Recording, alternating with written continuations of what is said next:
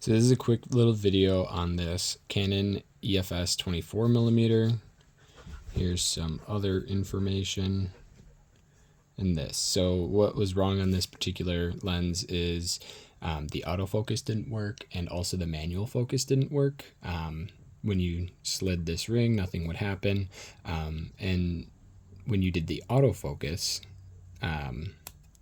it would kind of click and you could kind of feel something happening, but it really wasn't working. So the fix is actually pretty easy. You're going to want to get the right screwdriver for this. If it seats in here properly, then you're all good. So you're just going to undo these four screws here. Boom. Boom.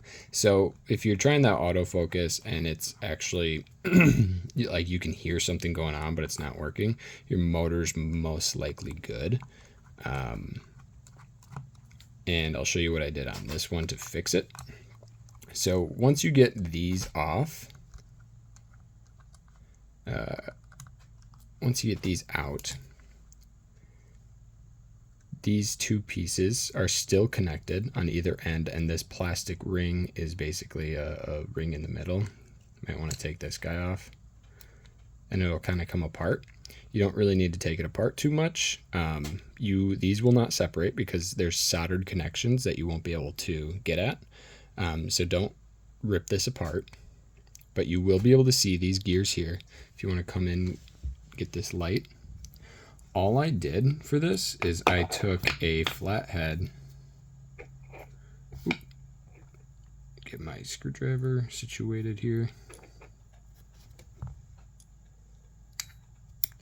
Took my flathead. That's what this looks like. It's a very, very small flathead. And I advanced these gears. So as I actually hooked this up to the camera in slow motion, I watched these gears. They were trying to advance, but then they were returning to their original position. So that meant that they were kind of seized and unable to advance. So I turned it one way, it didn't want to go. I turned it the other way and it kind of freed these up. So if you can get these to start moving, mine were kind of seized.